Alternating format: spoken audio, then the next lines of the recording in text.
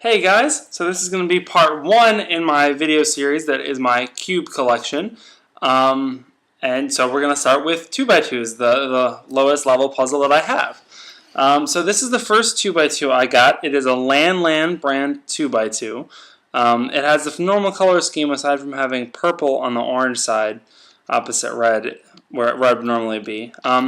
I've had this one the longest, and it's therefore broken in the most. I did lubricate it with Vaseline. I know it's not the best thing for puzzles, and this was done quite a while ago before I really knew that, but I feel like the Vaseline has actually helped break it in a little bit because it helps dissolve some of the plastic a little bit. So it's not a good idea forever, but I think it's a nice way to break in cubes at first. I'm not sure if I would do it to any of my new cubes, but this is pretty sweet. It's really fast. It's really easy to turn. It does not take much force at all. It can cut corners reasonably well for a 2x2. It can't quite cut. That's about a third of a cubie, and it's having trouble with that. So maybe just a little bit less, and it can cut that. But on a 2x2, that's really all you need. It can't really reverse cut corners. But yeah, it doesn't take much force to turn the layers, and it's really smooth because of the lubricant. And yeah, this is probably my favorite, my main 2x2 out of all of these. I feel like I get the fastest times on this one. The next one I got was my Eastsheen 2x2. Now I know a lot of people like this, and maybe I just have not given it enough of a chance to get broken in, but I'm just not really a big fan of it. It takes so little force to turn the layers that it tends to overturn. Like you can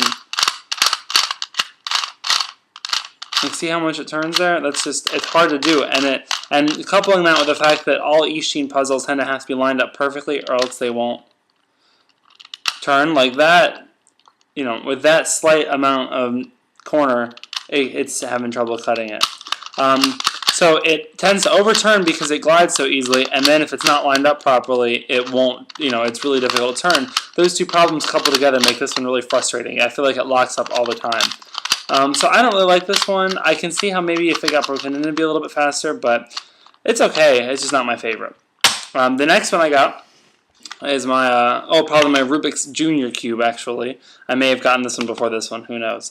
But this is a Rubik's brand 2x2, but it's not like a normal Rubik's 2x2. It's a little bit smaller. I think the normal Rubik's 2x2 is standard size, but this one is quite a bit smaller. And on one side, it has a monkey's face. One side is all green, and one side has the Rubik's logo in the top corner.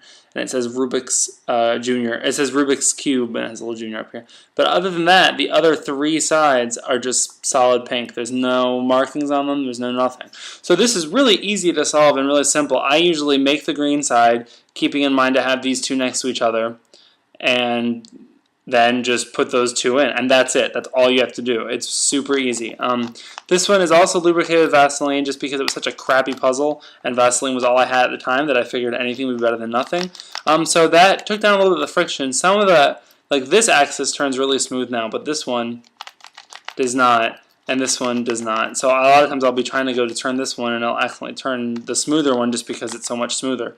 It does not take very long to solve. It has to be perfectly lined up or else it won't turn. There's really no corner cutting at all, and you're obviously not going to be speed solving this. There's only, you know, the stickers are clearly not normal cube stickers, but even if you took these off and put normal stickers on, it still would not be very, very good. So yeah, there's that one. Then this is my ShengShou 2x2. I'm almost got the full set of ShengShou puzzles. I have their 2 through 6, and I'm going to be getting their 7 and their 8 soon. This one's okay. It's not my favorite 2x2, but it's not bad. Maybe it's my second favorite. I don't know. It's hard to tell. It can't really cut corners, but it's pretty smooth turning and pretty fast. Yeah, all in all, it's definitely a decent 2x2. It's not my favorite, but if I remember correctly, it was really cheap. And with a little bit of lubricant, I'm sure it would get a lot better. The main thing is it feels like there's a little bit of friction in between the layers there. Next, we've got my V-Cube 2. Now, I do have the cubic one of these. This one's interesting. It feels like there's not much force required to turn the layers, but that these pieces, like the two layers, are being held together with springs, and so there's friction on that. So if I lubricate it, that might help. But right now, it has a little bit of like a scrapey feel, and it just like is almost gummy, like it doesn't want to turn all the way. But it's a very nice cube. Other than that, it can cut corners pretty well for a 2x2.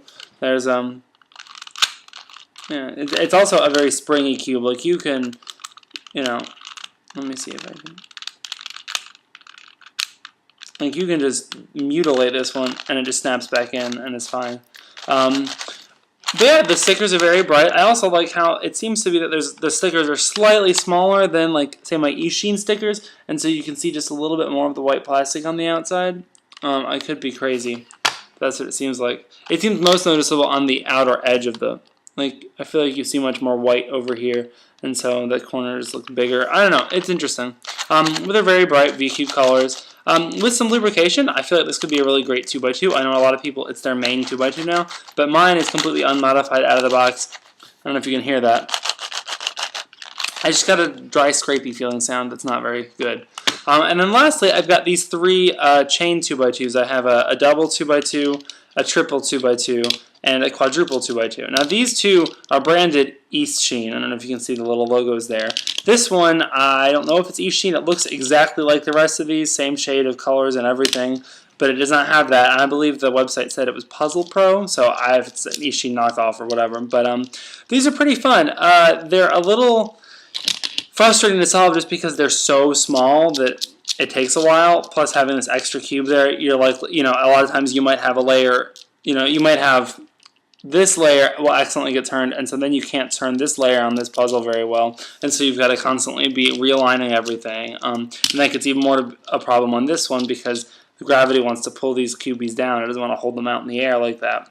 But they're definitely a neat puzzle to have. They definitely catch people's attention, and it's a fun challenge to solve. It is slightly different than solving a normal 2x2, only because you have to take into account that the piece that would, on this first cube, the piece that would go right here in that corner over there, is not there, but it still has an orientation. So you still have to figure out, you know, well, if one of these is unoriented, this one must be 2 or something like that. So it adds a little bit of a challenge.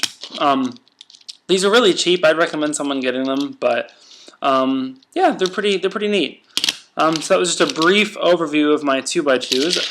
If I had to give my favorite, it's probably my LanLan 2x2. My V-cube could be, my V-cube could be a close second, but I would need to lubricate it a little bit first and see. But yeah. Alright, well, thank you guys for watching. This has been part 1, and the next one, part 2, will be on my 3x3. So I'll see you then.